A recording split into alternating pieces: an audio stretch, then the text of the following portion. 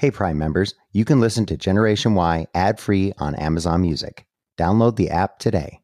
Rakuten is the smartest way to save money when you shop because you earn cash back at over 3,500 stores: fashion, beauty, electronics, home essentials, travel, dining, concert tickets, and even more. Your favorite stores like Ulta, Walmart, or even Lowe's pay Rakuten to send them shoppers, and Rakuten then passes on a part of that payment to its members as cash back. I know I get a lot of my groceries and home essentials from Walmart, and I've saved like $20 in cash back already. Cashback is deposited directly into your PayPal account, or Rakuten can send you a check. You can even maximize your savings by stacking cashback on top of deals like store sales and coupons. You're already shopping at your favorite stores. Why not save while you're doing it? It's a no-brainer. Membership is free, and it's easy to sign up. Get the Rakuten app now and join the 17 million members who are already saving. Cashback rates change daily. See Rakuten.com for details. That's Rakuten, Rakuten. Your cashback really adds up. With the Spark Cash Plus card from Capital One, you earn unlimited 2% cash back on every purchase. And you get big purchasing power, so your business can spend more and earn more. Stephen, Brandon, and Bruno, the business owners of SandCloud, reinvested their 2% cash back to help build their retail presence. Now that's serious business. What could the Spark Cash Plus card from Capital One do for your business? Capital One. What's in your wallet? Find out more at CapitalOne.com/SparkCashPlus. Terms apply.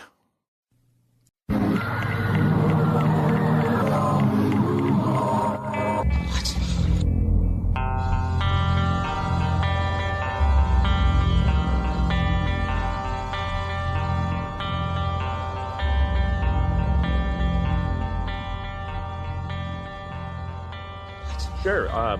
Well, this is Scott Bonn. I'm a criminology professor at Drew University in Madison, New Jersey.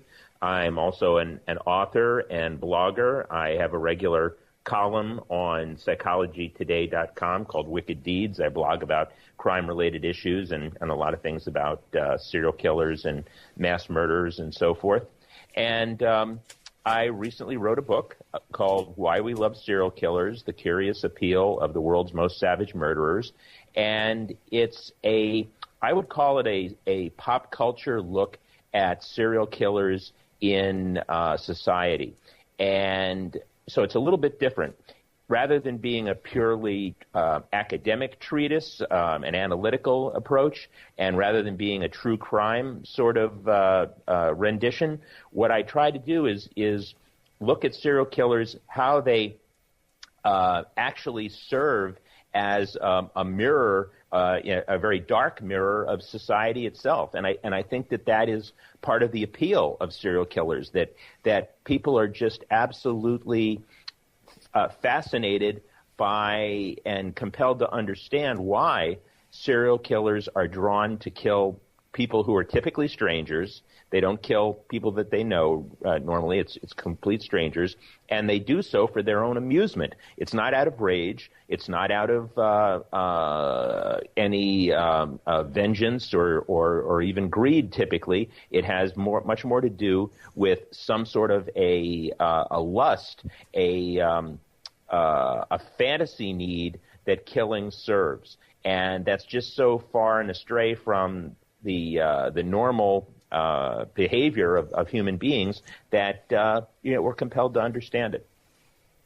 Aaron and I were talking about the definition of a serial killer, and it's really the ones that you find online are just somebody that murders 3 or more people over the course of a month or longer, and that really leaves something to be desired there. So, like, what would you kind of define the serial killer generally as? Okay, well, that's also a great question, and as you indicated, there's considerable debate about it. Up until 1974, the term serial killer didn't even exist. It was coined that year by a gentleman by the name of Robert Ressler one of the premier FBI profilers from Quantico, Virginia, in the FBI, who unfortunately died about a year ago. But he's the one who came up with the term serial killer. Before that, they were referred to as mass murderers, and they were typically lumped together with mass murderers. A mass murder is a one-time event, like the Newtown shooting or Columbine or the Colorado movie theater shooting perpetrated by James Holmes. Those are mass murders. Serial killings are a series of events. And the FBI's classic definition, the one that they came up with in the 70s, you just alluded to, which was three victims at minimum in separate crime scenes and events. And here's the key, that these events have what is known as an emotional cooling off period on the part of the perpetrator between them. And this is where the Ted Bundys and the Jeffrey Dahmers and so forth will blend back into society and their seemingly normal lives, and they just go about their business. They live day to day and function in society until this bizarre, overwhelming need to kill, this bloodlust, comes over them again. Now, that's the classic definition. However, to confuse things, or it's provided to create some confusion, in 2005, the FBI changed the definition somewhat. They reduced the number of killings to 2, and they also eliminated the emotional cooling off period. Now, why did they do that? They said that for the purposes of investigation, for the purposes of tracking these individuals and linking the crime scenes and going about the business of profiling them, that it didn't matter whether it was 2 or 3, and the emotional cooling off period didn't seem to matter. Now, from my perspective, because my book is really more of a look at the true, what I call celebrity monsters who have emerged among serial killers, the Ted Bundys, the Jeffrey Dahmers, the Son of Sam, Boston Strangler, Zodiac, on and on. These individuals fit that classic definition, the 3 or more with the emotional cooling off period. So I've retained that. I use that in my book because I think it's important from a pop culture perspective. You know, one of the allures, one of the macabre but enticing things about people like Ted Bundy is their ability to blend back into society and seemingly function as extremely normal individuals. Some of them are just, incredibly normal. The gentleman that I corresponded with extensively for several years and who I write about quite a bit in my book is a guy by the name of Dennis Rader, who named himself Bind, Torture, Kill, Bind, B-I-N-D, as in tie up, torture, and kill. He gave himself that name. And here's a guy who was the president of his Lutheran Church Association. He was a Boy Scout leader. He ran a business. He was, to the outside world, to everyone looking on, seemingly as normal as apple pie. And he was married, and he had 2 children that he raised. They're, I believe, in their 40s now. Dennis Rader's 66. And it took them 30 years to catch this guy. He was so unassuming, it literally took them 30 years to catch him. And so it's the Dennis Raders and the Son of Sams and the Ted Bundys that really become these celebrity monsters in our popular culture that are almost glorified through movies and books and poems and jokes and, Jeffrey Dahmer, cannibal jokes, etc. And so I maintain that original definition of 3 or more with the cooling off period. Do you have like a subcategory? Because I would put like John Wayne Gacy and maybe the Cleveland Strangler into one category. I would put Ted Bundy and Richard Ramirez into another category, more or less kind of based on their motives. But absolutely. The one thing that serial killers have in common, and people ask me this all the time, is what is the common thread? The common thread is a fantasy need. Their killings serve some sort of a fantasy need. I should even back up here and give a little more information. Serial killers are extremely rare. They represent less than 1% of all homicides every year. Now, that's a good thing. That's good. But at the same time, the part of the fascination is the fact that they kill for different reasons. They kill out of a fantasy need, in many cases, they're not even sure why they kill. They're just driven compulsively to do it. Dennis Rader, BTK once again, he didn't know how to describe this compulsion, but he had a name for it. He called it Factor X. And he told me when Factor X comes over him, it's absolutely, there's no denying it. And they fantasize about these killings, and they work themselves up almost like foreplay. It's almost a sexual thing. They work themselves up into a fever. And when it reaches a certain point, a tipping point, they can't deny it any longer, and they have to go out and kill. And that is very different than the characteristics of the average homicide in the United States.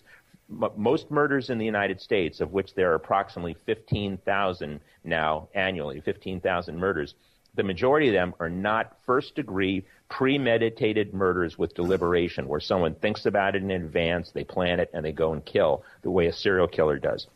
What's much more likely is to get into a barroom brawl with somebody that you never met before, and it escalates into a murder. So most murders are actually second-degree murders where there's no premeditation or deliberation, but someone becomes enraged and decides to kill another person in the heat of the moment, or manslaughter, where there is no intent to kill at all, and it ends up as an accident out of, say, a barroom brawl, where there is actually no intent to kill. Those are far more likely scenarios than the premeditated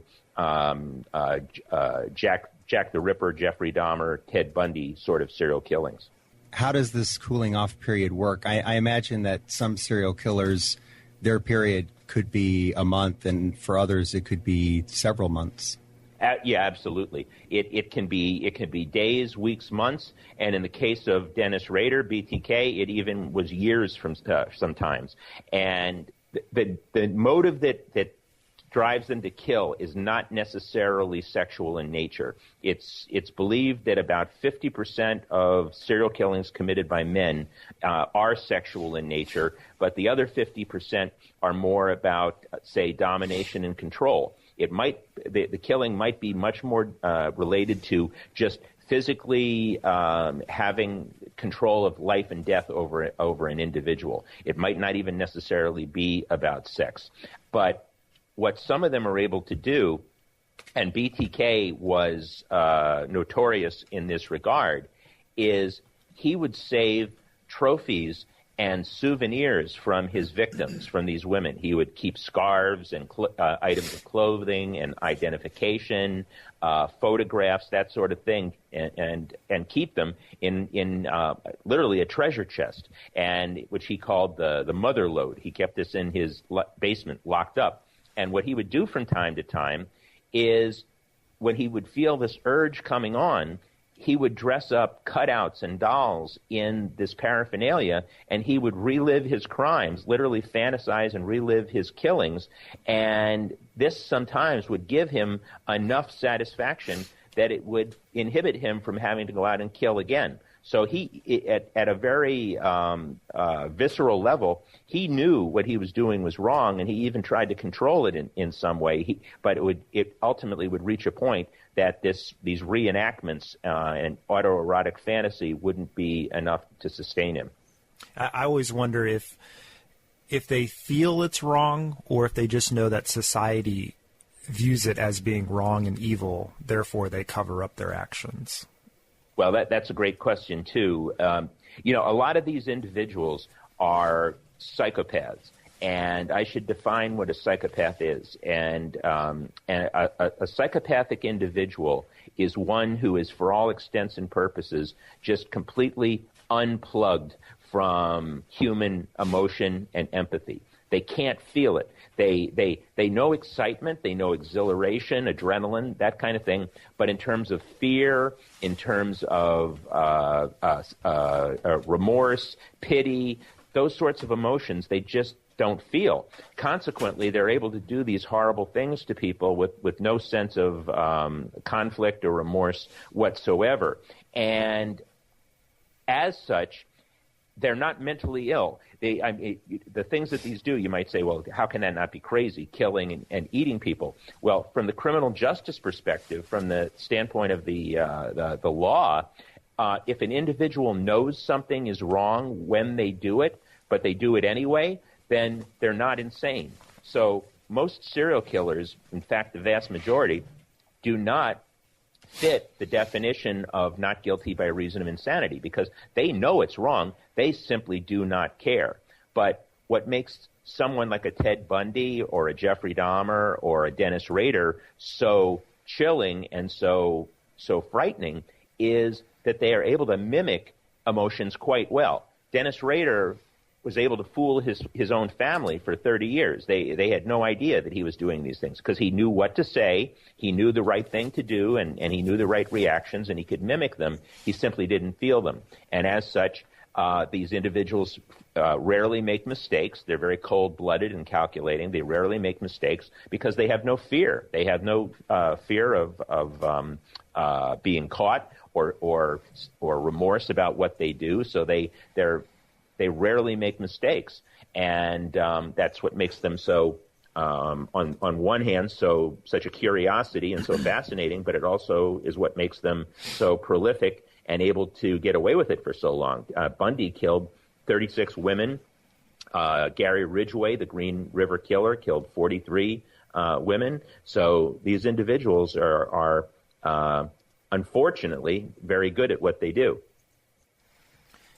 There's so many dimensions there that you're right. That is what makes us, intrigued by this subject and what makes people want to know more. How can somebody do these horrible things? What drives them? What is their motivation?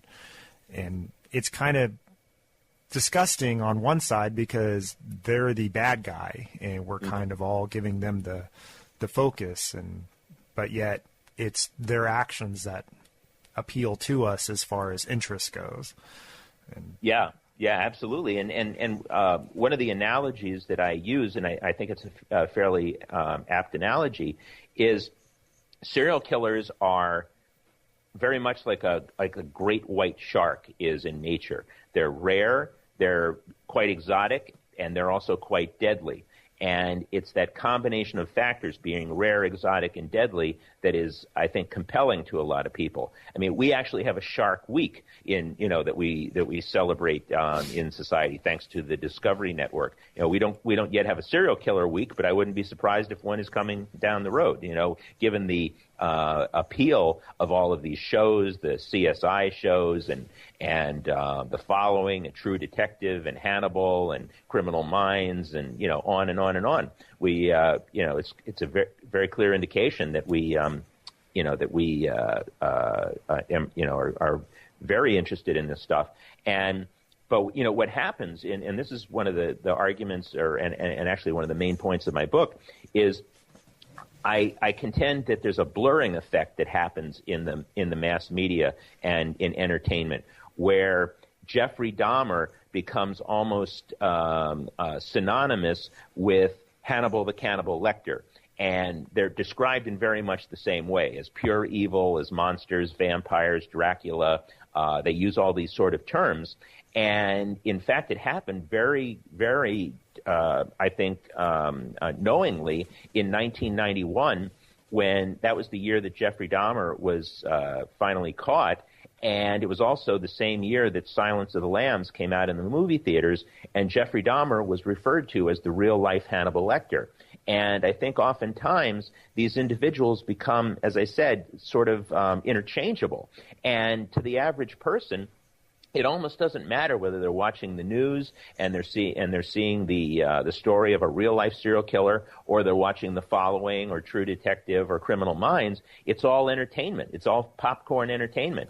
And we buy T-shirts and we buy books and movies. And as I said, Jeffrey Dahmer jokes are still part of the popular culture. They are very much an entertainment commodity. And what that does is I argue it numbs us, and we become callous to the fact that these individuals are killing real innocent people. In the case of Ted Bundy, he killed 36 women at least, and yet can anyone remember the name of one of these women? We all know Ted Bundy, but can anyone remember the names of these women? And I think that's an indication of, the focus is on the celebrity monster, as I said.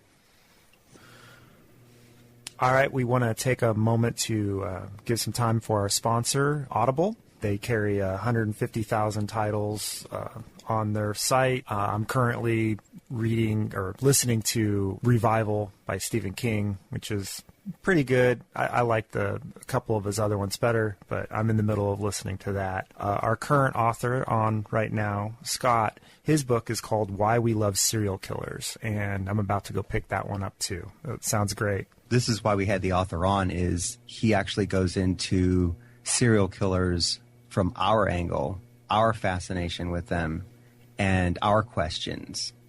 So if anybody out there is fascinated by serial killers or why they do what they do, or the media's fascination with them, feeding our interest, then this book has a lot of answers for you. So I would highly suggest, especially if reading's not your thing or you have a long commute, definitely you could pick this up from audible.com.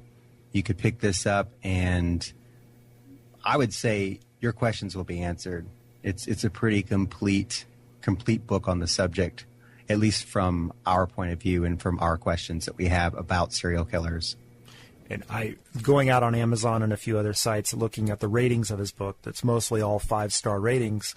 But if you're one of the people that wants to rate it 1 star, Audible allows you to return the book, no questions asked, and they'll let you take out another book. Right. And if you want to get a free book from Audible, all you have to do is go to www.audiblepodcast.com/Generation Y. That's GENERATIONWHY. And you can get a free audiobook. Well, you mentioned that the serial killers often keep mementos. It's interesting when we bring up murderabilia that there are people in the public who want to keep mementos from these serial killers. Oh, my God. Yeah, absolutely. I devote the 11th chapter, in fact, of my book to that phenomenon. I talk a bit about groupies. There are those who, particularly women, who are interested in these individuals, which could be a whole topic for a show unto itself. I call it's the bad boy effect on steroids. He may be bad, but he's my Charlie Manson. He's my Ted Bundy, and as you know, Manson has been linked to this young woman, although now it looks like the pending nuptials are off. But as you mentioned, there are individuals who may not be the groupies, but nevertheless collect the so-called murderabilia, murder memorabilia called murderabilia of these individuals. People literally collect toenail clippings and hair clippings from death row from these people, and articles of clothing and photographs and signed doodles that some of them are artists, and they paint and draw in prison, and these works of art sell for actually quite a lot of money. One of the craziest things of all, well, it's all pretty crazy, but one of them that really struck me. There was a female serial killer, which debunks another myth that there are no female serial killers. There definitely are. There was one out in California. Her name was Dorothea Puente, a Latina who was a Black Widow serial killer. She was poisoning her elderly house guests. She ran a rooming house, and she would milk them dry for their insurance money and government money, and then kill them, and she'd bury them in her backyard. She had a burial ground. You can actually buy, and I'm not making this up, little plastic baggies of soil from her burial ground in her backyard. You can buy this stuff on the internet. And there are actually websites dedicated to the sale of this stuff. It's, truth is stranger than fiction, but people do collect this stuff. I only get a problem when if somebody is contacting, say, John Wayne Gacy in prison, sending him money for a painting. I don't I don't agree with that. But as far as the market for murderabilia, I don't mind if you've come across, say, a knife that was used, and now you, the individual, not the murderer, want to resell it or gift it or whatever. I don't have as much of a problem there as I do with people that directly associate with the murderer themselves, trying to get letters or toenails or whatever it is. Yeah. Yeah. Well, actually, you're bringing up an important point that I go into in my book is these individuals, the convicted felons, are not allowed to benefit financially directly from their creative work, like telling their stories. And there's actually a series of laws called the Son of Sam laws that are as a result of David Berkowitz, who I also corresponded with extensively and met with in prison, because he was offered literally millions of dollars for his story after he was caught and incarcerated. And the state of New York said, there's no way that's going to happen. So there are laws that keep these guys from benefiting financially from their stories, but also there's laws called notoriety for profit laws, and these are at a state level, and there's eight or 10 states that have them now, that they cannot benefit financially by selling their stuff, whether it's their toenails or their works of art or whatever. But as you indicated, there's middlemen, there are agents who will develop relationships with these guys in prison and say, hey, why don't you start painting and I'll be your agent. Send me this stuff. Now, it's the middlemen, the agents who are legally able to sell this stuff and make money, but there's nothing to keep them. There's absolutely nothing to keep them from sending a little bit of cash to these prisoners, or sending them gifts or things like that. As long as the killers are not directly selling things to the public and benefiting financially. For example, although she's not a serial killer, Jodi Arias, the one who was convicted of killing her former boyfriend in Arizona last year, mm-hmm. she was selling her courtroom doodles. She was a photographer and actually a pretty good artist. She was selling her courtroom doodles and drawings on eBay up until the point that she was found guilty, and now she can no longer do that. Today's episode is brought to you by Body. I've been embarking on a new health journey, and I wanted to share it with you guys. And Body is a brand that truly combines fitness and nutrition to deliver real results. It's not just workouts, it's not just nutrition, it's both. I'm currently doing the 2B mindset. It's helping me out with my meals, my patterns, my eating habits. It's super easy to follow, and I'm a visual learner, so it's all video. Body Fitness subscriptions provide 140 structured programs for all fitness levels with a variety of formats and trainers. There's literally something for everyone, no matter where you're at on your journey. Plus, they have Shakeology. These shakes make it super easy to stay on track. It's a superfood nutritional shake with high-quality protein, prebiotics, probiotics, adaptogens, and vitamins to help support healthy energy, better digestion, and healthy weight loss. There's no calorie counting. There's no deprivation. This is just organic and natural ways to lose weight. Body comes with thousands of recipes to help you meal prep and get inspired. Go to bodywithan.com and use code GenY for 15% off. That's Body, BODI, body.com, and use code GenY. Having an elevated style doesn't mean you have to break your bank. With Quince, I can get high-end, versatile pieces at prices I can actually afford that sync with my vibe and my wallet. Quince has must-haves like Mongolian cashmere sweaters for $50, iconic 100% leather jackets, and comfortable pants for every occasion. I myself own one of those pairs of pants. Very nice. The best part, Quince items are priced 50 to 80% less than similar brands by partnering directly with top factories. Quince can cut out the cost of the middleman and pass the savings on to us. Also, Quince only works with factories that are safe, ethical, with responsible manufacturing practices, along with premium fabrics and finishes. We love them all. My personal favorite is their home and bedding section. I love their duvet covers. They're some of the top quality ones I've ever had, and they're so soft. So indulge in affordable luxury. Go to quince.com/GenY for free shipping on all your orders and 365-day returns. That's Quince, QUINCE.com/GenY to get free shipping and 365-day returns. Quince.com/GenY. Wow. I didn't even think about they could do it up until the point they're guilty. That's right. Yeah. Until they become a convicted felon, it's totally legal. Do we have some understanding of the thoughts or the feelings or emotions that people who collect these items feel when they get, say, Dahmer's watch? Yeah, absolutely. I mean, there's a range. I mean, it's a great question, and again, I go into this to quite an extent in my book. It serves a multitude of purposes.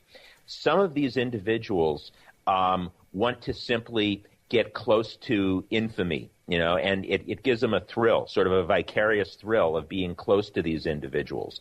In some cases, and this gets more to the groupie thing, they think that the criminals are misunderstood souls that only they understand, and that's kind of the bad boy thing. He may be a bad boy, but he's my bad boy, and I can fix him. So there's a bit of that going on. But there's also something called the talisman effect. I don't know if you've ever heard of it, the talisman effect, and I've heard people describe that. What it is a sense that these artifacts have almost magical powers, that people like Ted Bundy and Jeffrey Dahmer are somehow unique individuals that are almost from like another world, and that they have magical powers associated with them, even if these are dark powers, and that by somehow holding something or touching something that they had, it will imbue upon you these magical forces and maybe even be a protective force of some kind. It's called the talisman effect, and I've heard a number of people describe that. So it's sort of like Halley's Comet. It only comes around every so many years, so it must mean something. It has importance. Exactly. And some of these things go for big money. John Wayne Gacy, who was a very prolific painter on death row, and he painted, his alter ego was Pogo the Clown. A lot of your listeners are probably aware that, or perhaps not, but I'll explain. In addition to being a prolific serial killer, his hobby, other than killing, was going to children's hospitals dressed up as a clown named Pogo, and he would entertain them. This was literally his hobby. Well, he was obsessed with clowns, and when he was on death row, he began painting a series of clown paintings. He painted other things too, but mostly clowns. His paintings go for $25,000-$30,000 a piece. We have a friend here in Kansas City who has an oddity shop, Noir Arts and Oddities, and she sells, like a baby fetus in a jar or old medical equipment. And it's interesting that even those items, something from, an arcane, something from the past is still treasured today. But she will get people in her shop all the time that offer to sell her things like murderabilia. And it kind of is a different subset, a different genre of the oddities and the, I guess, the power of what we think the history or our current society holds dear, I guess. Yeah, absolutely, and it certainly is an obsessed subculture of individuals. And I'll tell you a quick little story of something that I was given that certainly would be murderabilia, but I have no intention of selling it or getting rid of it. I don't intend to or want to profit from it. But it's certainly a curiosity. In my correspondence with BTK, Dennis Rader, Bind, Torture, Kill, after a year or so, I got a package from him, and in it was actually a quite lovely hand-painted card, about a little larger than a standard postcard, of a floral arrangement, flowers in a vase. And I'm thinking, why the heck would would Dennis Rader send me this? And then I flipped it over, and it was signed Dana Sue Gray. Dana, the female name, Dana Sue Gray. And I know who Dana Sue Gray is. She's a female serial killer who's serving multiple life sentences in California for killing 3 men out there. Well, here's the story. Dennis explains it to me in his letter. He says, Scott, this woman sent this to me, Dana Sue Gray. She's got a thing for me.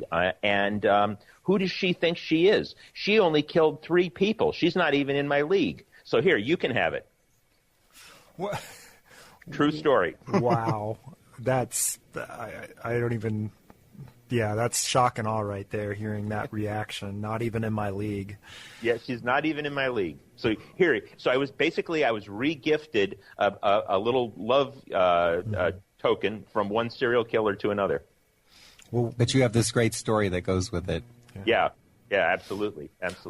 Well, another author we had on, Kevin Sullivan, he got the kill bag, Ted Bundy's kill bag, which inspired him to write the book. Now, he got the bag from a police officer or detective that, had it as evidence, so it wasn't. He has one of the trash bags, you should say. Yeah. So, but he has no intention of selling it, and I don't fault him or you for accepting a gift. It's not, to me, it's, you didn't pay for it. This guy did not benefit from you receiving this item. Right. It's an oddity. And another thing that Dennis Rader does is it's fascinating. It gets to his meticulous mind, by the way. This guy is an absolutely meticulous individual who, is not only a psychopath, but a complete narcissist. I mean, he is just absolutely self-obsessed. But what he does, he's not allowed to have a computer or any art supplies other than little colored pencils. And so he creates his own prison stationery using colored pencils. And it looks like business stationery. And he literally, at the top, it's signed. It says, from the desk of Dennis L. Rader, established 2005, which is the year that he went to prison. And what he does is he's got 2 different prison logos. One is he takes the D of Dennis, puts it on its back so that it's like a cave, so that it looks like a little, an open cave. And every letter has a picture of something happening in the cave. And it's usually seasonally correct. So it might be a snowman in the winter, or birds and chirping and flowers in the spring. And every one of his letters comes personalized that way. And he signs each letter Dennis, but the name Dennis is in the form of a shark. So he's actually created his own prison logo in a shark, because that's how he sees himself. He sees himself as a shark. Do many of these captive serial killers feel the need to stay relevant? Depending upon their motivation, absolutely. And Dennis Rader is right at the top of that list. He is a complete narcissist once again, and he has just recently, in addition to corresponding with me, he very much wanted to come out with his own official autobiography. And the problem with that is he's, as I said, he's not allowed to financially benefit in any way from his own story. And in fact, he has, and a number of these killers often have their victims' families in a consortium or a group that will attempt to block anything that they do in order to achieve additional infamy or any kind of financial compensation for their work. So Dennis actually worked with the victims' lawyers and brought in an author, and the official BTK book is going to be coming out. And as only Dennis Rader can do, he issued essentially a press release from his prison cell saying, look what I am doing. I am going to write this book because people need to hear my story. They need to understand me because I'm so fascinating, and I'm going to contribute the money to the victims' families. Aren't I a great person? Now, what he's confusing there and obscuring for the public is the fact that the only reason that he can even put this book out is because all of the money is going to the victims' families. So he's confused that, and of course it's all about him, and therefore he believes that society will benefit from learning about the great man. And by the way, I should add that that's very much the way I got him to correspond with me. I played Clarice Starling, from Silence of the Lambs. And when I wrote my first letter to him, I said, Mr. Rader, I'm a criminologist, a college professor, and I want to write a book about the public's fascination with serial killers, and I think I can learn from you. Well, guess what? He wrote back immediately, because he wants to remain relevant. Have you ever seen the documentary I Survived BTK? I actually have not, no. Okay, it's out on Netflix. It's okay as far as, quality or production-wise, but it's one of the surviving children of the family that BTK wiped out. Oh. And he's the main character in the documentary, and it just follows him around, but it shows how his life has pretty much turned to utter crap because of this event. And it's really sad because he has terrible luck. His family is surviving family members and whatever. It's really heart-wrenching to watch, but at the same time, I think it focuses on the victim and not so much on Dennis. Yeah. It from what you're describing, it sounds like it was the Otero family, his first murder. Dennis Rader's first killing was in fact a mass murder. He miscalculated. He went to the house expecting to find just the daughter, but most of the family members were home. And so in his words, I didn't get all dressed up for nothing. So he killed all of the family members who were home, but a couple of them were not. And I suspect that's what you're referring to there. Yeah, it was the son. I forgot his name now, but the whole movie pretty much follows him around in his current life. It's sad, and you bring up such a good point, because it's not only the victims, the surviving family members of the victims, but I would also add in the families of the serial killers themselves, because Jeffrey Dahmer's father and mother went through absolute hell as they were scrutinized and ridiculed, when Jeffrey Dahmer was caught. And so the victims come in many forms. I would suggest that the killers themselves and Dennis Rader's wife Paula has just completely gone into seclusion. The only one who's made any real public statements are his daughter, Dennis Rader's daughter. His son is the only one who actually visits Dennis in prison. The former wife and daughter do not. But these individuals have been had their lives torn apart as well. Yeah, I only know about BTK because he was in Wichita, Kansas, which isn't too far from Kansas City. So that's right, yeah. And I would go as far as to say that if he had been killing in New York City as opposed to Wichita, Kansas, which is it's a major city, but not of the the size of New York or Los Angeles, BTK would probably be the most notorious serial killer of all time because of the nature of his killings and the fact that they went on for so long and he wasn't apprehended. And it's possible that if he was doing those in a bigger city, he might have been able to get away with a lot more. Yeah, absolutely. And I got to know a gentleman who was just so helpful to me in my research, and has just been a real gentleman. His name is Roy Hazelwood, and he is one of the 3 original FBI profilers there in Quantico, Virginia. It was John Douglas, who has written a lot of books. Bob Ressler, the one who died recently, who came up with the term serial killer, and then Roy Hazelwood. And Hazelwood has interviewed them all. He interviewed Dahmer and Gacy and Bundy and all of them, and he said, without a doubt, the most stone-cold psychopath that he's ever been around is Dennis Rader. That's something that's completely believable. If anyone were to look over the images of all these men, I would totally agree just by looking at a single image. that Dennis Rader fits that. Yeah, he completely dehumanized his victims.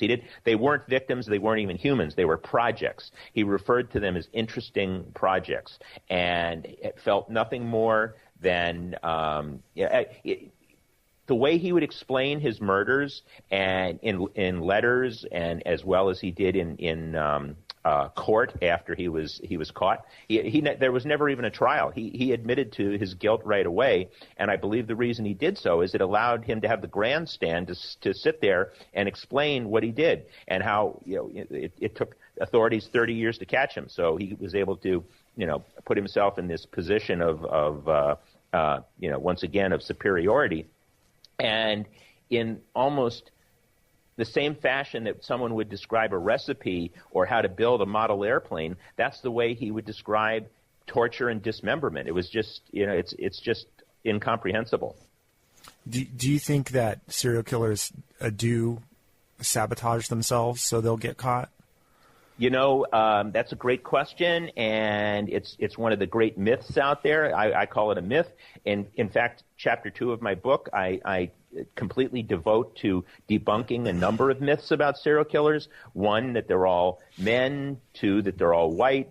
3, that they're all evil geniuses. And one of the myths is the fact that they want to get caught. They do not. I do not believe that the vast majority of them. I don't want to say that none of them do, but the vast majority do not. They enjoy killing far too much.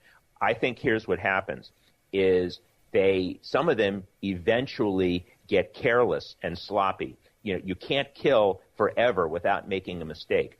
And the classic example here is a guy by the name of Joel Rifkin, who was the most prolific serial killer in the state of New York, in the history of the state of New York. He killed 17 prostitutes in the mid-'90s, and he was so meticulous and disposing of these bodies that the police didn't even realize the serial killer was operating. What happened was he got careless. After victim number 17, he got lazy and a bit sloppy, and he was driving around with a decomposing body in the back of his Mazda pickup truck, and it was literally rotting back there, and it smelled. He was pulled over for a minor traffic infraction. His inspection sticker had expired, and a state trooper pulled him over. And when the trooper pulled him over and walked up to the truck, he smelled this horrible stench, and he made Joel open the back of the truck, and in there was a decomposing corpse. And Joel Rifkin, being a complete psychopath and unflappable in the situation, said to the trooper, she was a prostitute, and I picked her up in Manhattan. Things went bad. I had to kill her. Do you think I should get a lawyer? Oh, my gosh. And a little out of touch. And they didn't, and the trooper was mortified, of course, but he didn't know that he had just caught a serial killer until he took Rifkin into the headquarters, and they started interrogating him, and Rifkin eventually said, and there's 16 more. It's one of those things where I agree with you. I think that they don't want to get caught. They would continue on until they get caught, but I don't really think that either they get lazy, they don't care, but at the same time, he has no clue that this is really that bad of a situation, so he can drive around with a dead body in the back of his car and not think twice about it. Yeah. If you take something simple like a drug smuggler, a lot of these guys, they can have a kilo of cocaine on them and not sweat at all. Whereas if I put a kilo of cocaine on you, told you to go, walk through a courthouse, you'd probably freak out. But It's the level of how cool and calm can you make yourself. And as a psychopath or a serial killer, it doesn't matter if there's a dead body in the trunk of their car. They're calm and collected, and it doesn't faze them. Exactly. And in fact, I have another great BTK story in exactly that regard. I asked Rader in one of my letters, tell me the moment that sticks out most in your mind, in all of this. And he told me that when he was in the middle of his killing spree, his dream had always been to be a cop. And in fact, Dennis Rader has a bachelor's degree in criminal justice administration from I think it's Wichita State College, and so he had always dreamed of being a cop. He never made it, but what he was able to accomplish is he became a city inspector. He worked for the city, and he was like a compliance inspector. He came around to people's homes, and if your dog wasn't on a leash or if your grass was too long, he had some authority. He carried a badge to, issue citations. So it's as close as he got to being a cop, but he got off on it. It gave him this sense of power and control and domination that he wanted. But even better for him, when he went to receive his badge as a city inspector, he had to go into the municipal headquarters in Wichita. And guess what was there? That was the home of the BTK war room that was all set up, for years trying to catch BTK. Well, the guy who gave him his badge, whoever was in charge, the sergeant or whatever, took him in there for a little look and see. Like a tour. Yeah, tour. Took a tour of the BTK war room. And so Dennis said, what a rush. It was the greatest moment of his life. Here I am giving a tour of the war room that's set up to catch me, and they have no idea. Well, of course, because it shows him how important he is, that multiple people are searching for him, researching him, writing about him. That's right. And in fact, that they're doing it right there and showing it to him. He's the great man and so much smarter than them. They have no idea who he is. Do you, how much credence do you give to like profilers, people that are like, okay, I can look at this crime scene and this chain of events and know how this person is or how they think? These are such great questions, and they're questions that a lot of people want to know the answers of. And so I dedicated also a chapter of my book to this. Is criminal profiling, is it art? Is it magic? Is it science? Voodoo? What is it? And I'll tell you how it works, what it's based upon. It's based on what is known as an inductive form of analysis. And what I mean by that is it starts with the observations in a crime scene where there's an unknown perpetrator. So in other words, a local jurisdiction, they believe that there's a serial killer, and the FBI come in and they take a hold of the crime scene, and all of the evidence, all the physical evidence, everything that's known about these crime scenes is recorded, and it's then put into a computer for analysis back in Quantico, where everything that is known about every serial killer investigation since the 1970s is warehoused, all of the data. And what they try to do is match up characteristics from this unknown perpetrator on the loose currently to cases that have been solved in the past. And from that, they're able to get a good sense of the at least generally speaking, the behavioral profile of this individual. And sometimes it's uncannily accurate in just in an absolutely amazing way. Is it foolproof? Absolutely not. There had never been really studies. Like I've asked the question, how on how many occasions, what percentage of the time does the profile that the FBI comes up with match a perpetrator once he or she is apprehended? And I've never been able to get a straight answer to that question. But I have talked to many detectives who have worked on these sorts of cases where the FBI has come in and they have said, without a doubt, the profile that they received from the FBI was very useful in the detection and apprehension. So, is it foolproof? No, it's not foolproof, but it's a useful tool. And I might add to that my friend Roy Hazelwood who is now retired. I think he's probably in his 70s.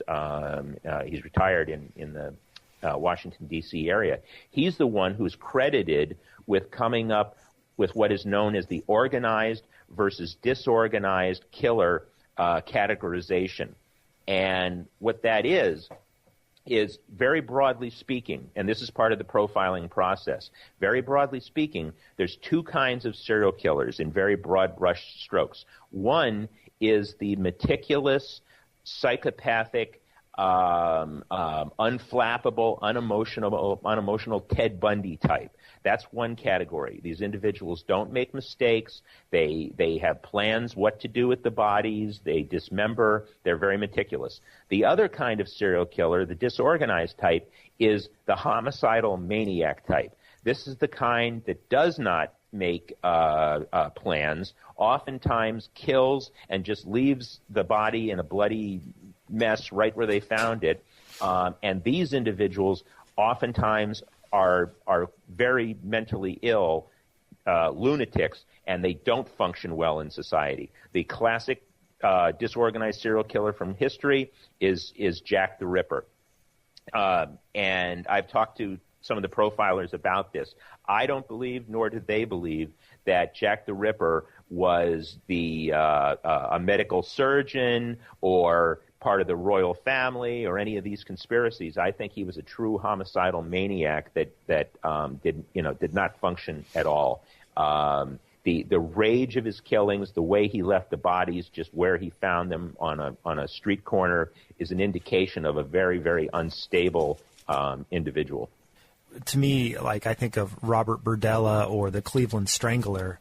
I mean, these guys did function in society, but they were a mess, and they would just chop the body up, put it in a garbage bag, and let the trashman pick it up, which that's a lot different than, say, Ted Bundy or even Richard Ramirez to me.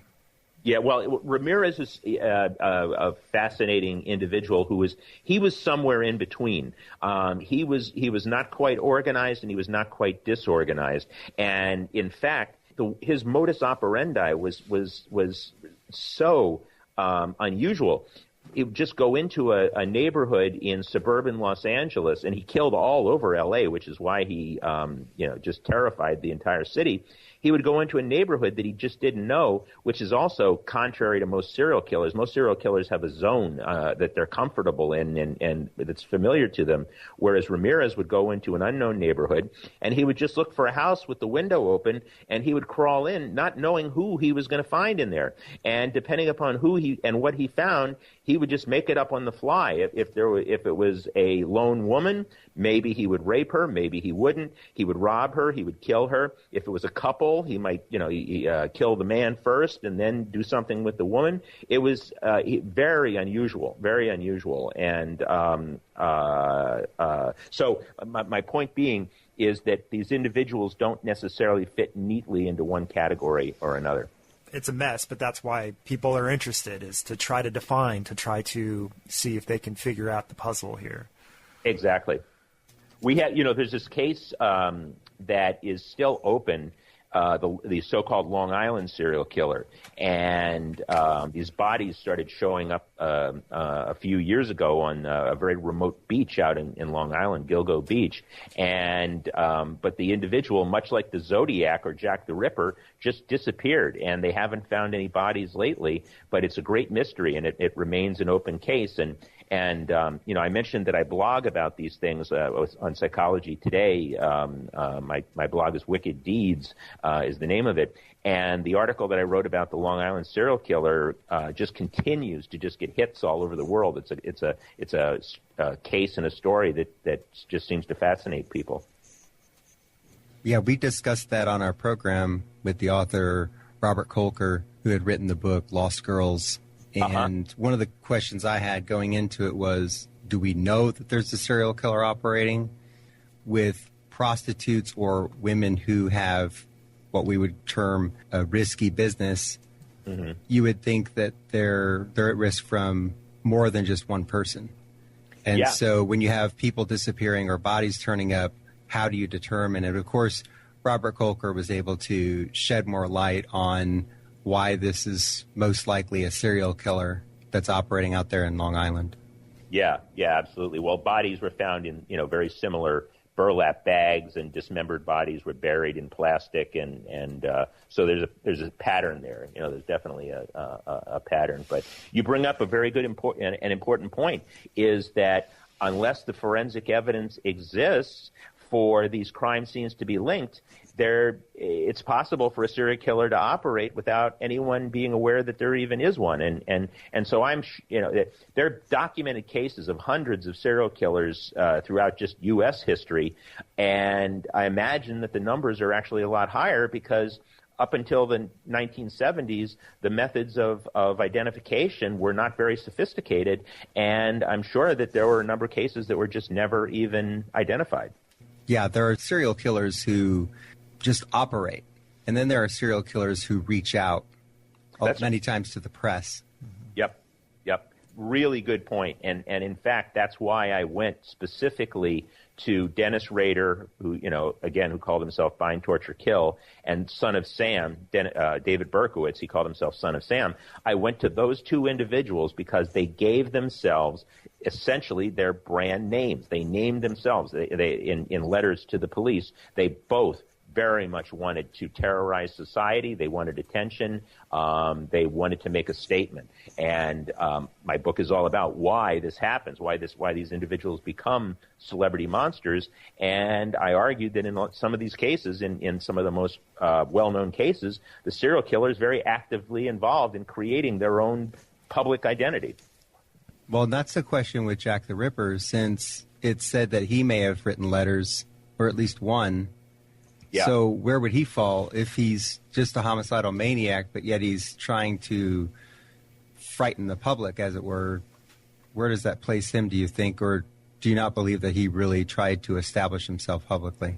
I think those letters were frauds. I actually think that they were written by the media, by journalists, to just fuel the flames of the Jack the Ripper story.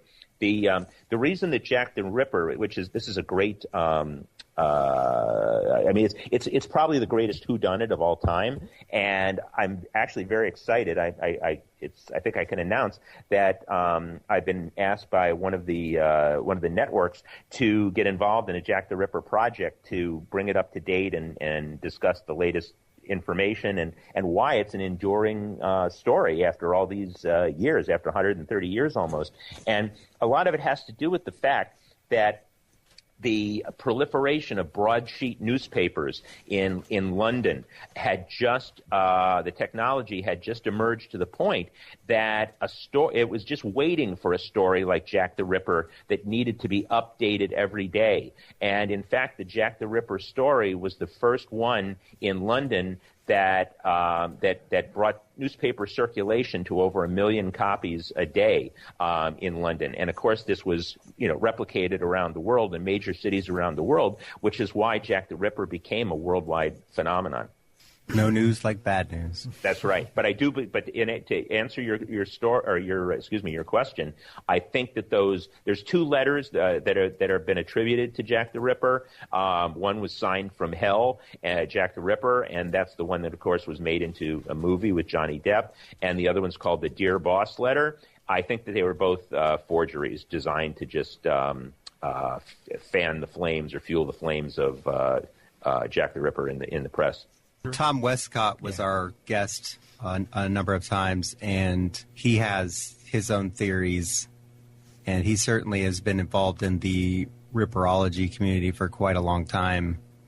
But That's what I find fascinating about this is depending on who you talk to, you can get a different angle on the case. And I tend to believe that certainly the newspapers benefited, and when you look at it from that angle, it makes sense that they would be forgeries. And then if you look at the crimes, they do seem very disorganized, almost like opportunities, quick opportunities. And then, I don't think many believe that we'll solve it one day, but I don't know that it's that simple. No, I don't think so. And another thing about the Jack the Ripper case that's so fascinating is it was really the first attempt, and this is 1888. So there were no fingerprints, there was no blood evidence, there was clearly no DNA back in those days. There was nothing. In fact, the standard procedure with a crime scene was to wash it as quickly as possible to get rid of the blood so that it wouldn't shock Victorian society. So they basically they didn't have the means of analyzing the evidence back then, but they destroyed it to begin with. And but a police surgeon by the name of Thomas Bonn did probably what would have been considered the first real attempt to profile in the modern world. He was brought in after the 5 prostitute killings, and he was asked to look at all the forensic evidence, the bodies, photographs, everything that they had, and he absolutely refuted, which was one of the popular theories of the time, that it was a surgeon or a medical doctor because of the dismemberment and removing organs and stuff like that. And his conclusion was that this individual did not even have the skill of a common butcher. It was purely just, ripping. I mean, it was literally dismemberment and ripping. Yeah, I always got that feeling that it makes the story better if they were a butcher or if they were a doctor. But yeah, exactly, and that is exactly what this individual did. But there was a period there in the fall of 1888 in London that anyone with a medical bag walking down the street was a suspect, and so that was one of the predominant theories of the time. But as you mentioned, and it's the reason that it's such an enduring story until this day, and books and movies and everything else, is there's at least 100 theories, at least 100 different theories about who Jack the Ripper was. So what are some of the other topics in your book that you wanted to talk about that we haven't asked you about yet?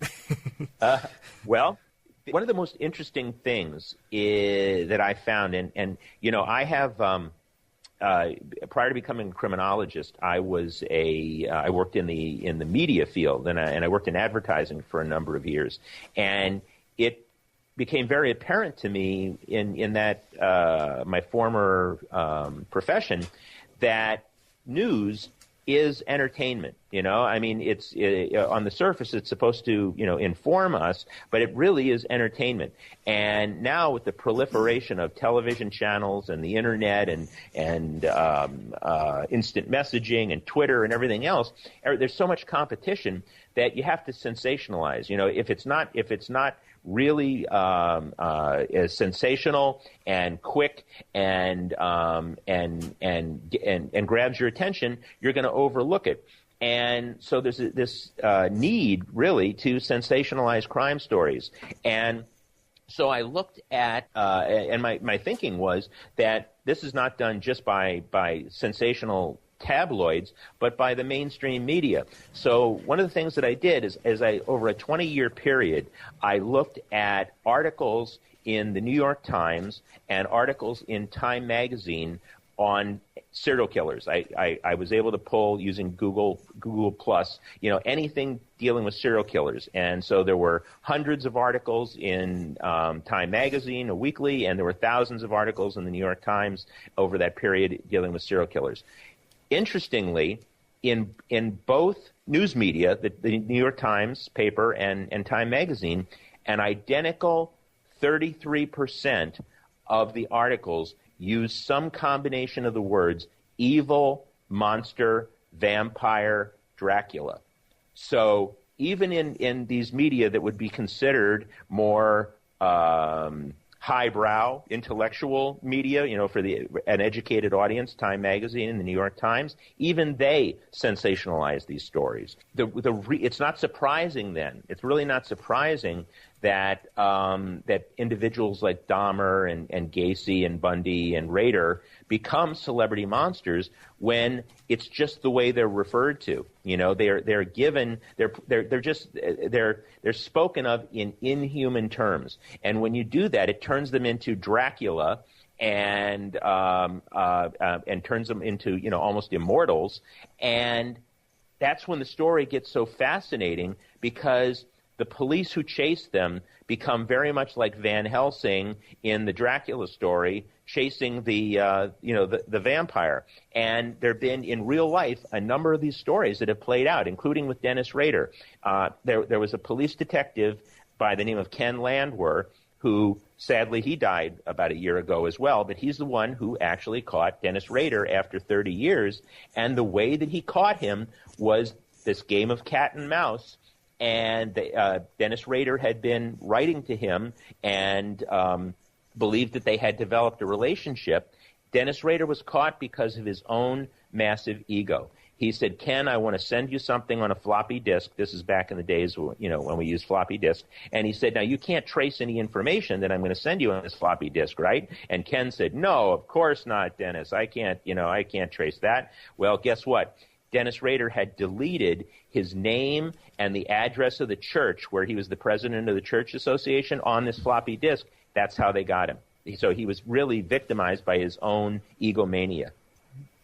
Wow. I didn't realize that that's how he got caught. That's right. It's shocking because his lack of knowledge of technology, me being a PC tech, that would just be,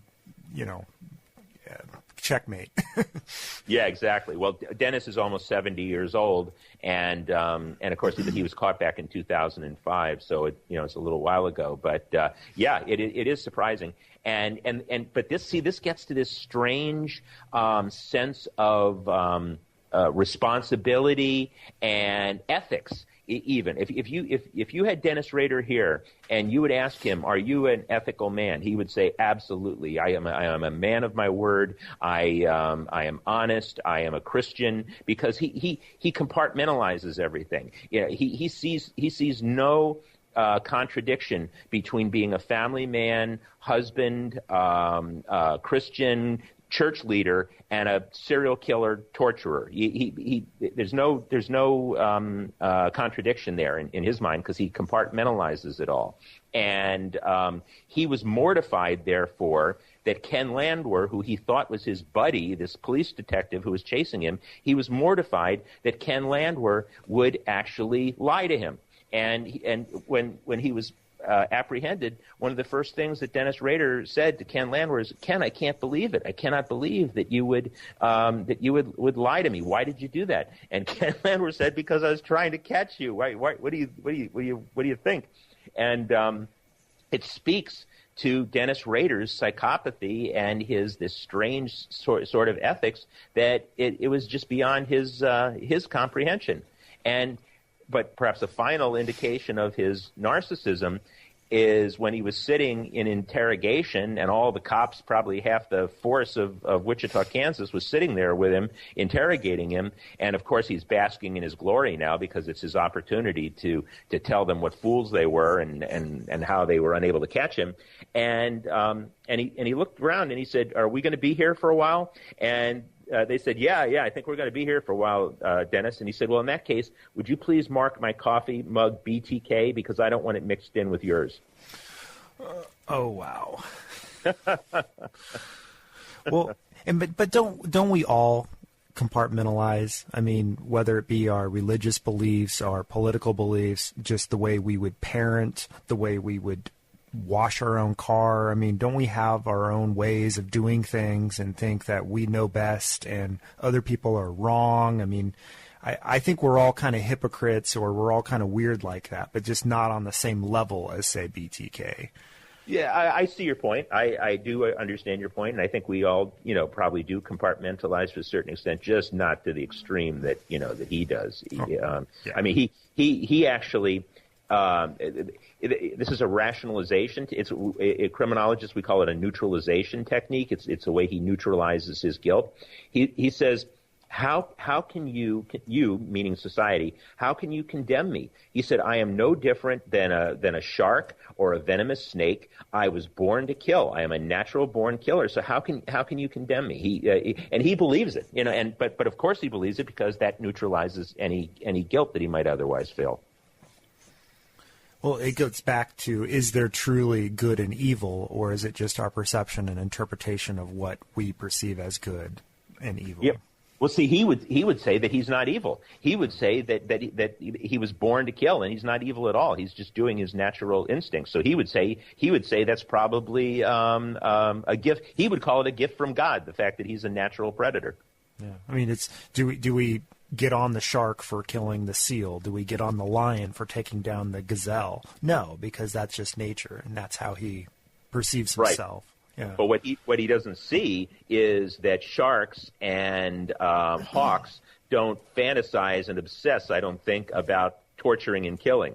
They just do what they do. It's their instinct. Whereas he fantasized and got off sexually by doing these terrible things. Or these things are doing it for hunger and survival. He's going to survive just fine if he's not killing anybody. Exactly. Scott, if you can, go ahead and, by the way, do you know if your book is available on Audible? Oh, it is. Yes. Once again, the title of my book is Why We Love Serial Killers, The Curious Appeal of the World's Most Savage Murderers. And it is available in print. It's available in ebook, both Kindle and Nook. And it's also available from Audible. It's available as an audiobook. And, of course, you can buy it on the Amazon website, the Barnes & Noble website. It's available in bookstores nationwide. And hope that people enjoy it.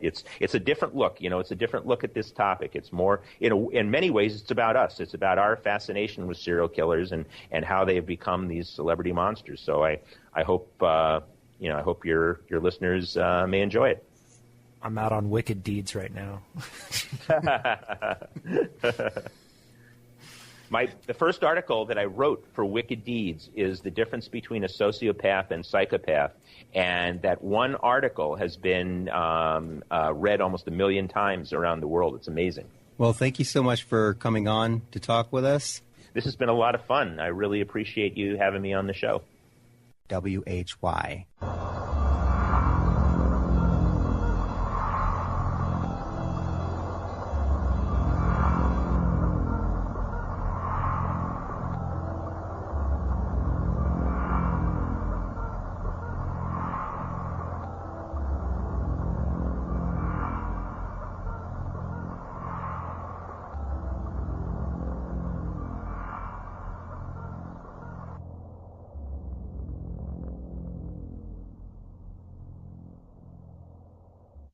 Hey Prime members, you can listen to Generation Y ad-free on Amazon Music. Download the app today. At Hotels.com, we know some travelers crave sand between their toes. Others want to be poolside with a drink on the way. And more often than not, those two people end up in a relationship. With the Hotels.com app, compare properties side by side across amenities like pool and ocean view. Compromise isn't so bad when you're holding a Mai Tai by a pool with an ocean view, agreeing that, yeah, this is better than finding sand in awkward places for 3 days. Book now in the Hotels.com app and find your perfect somewhere.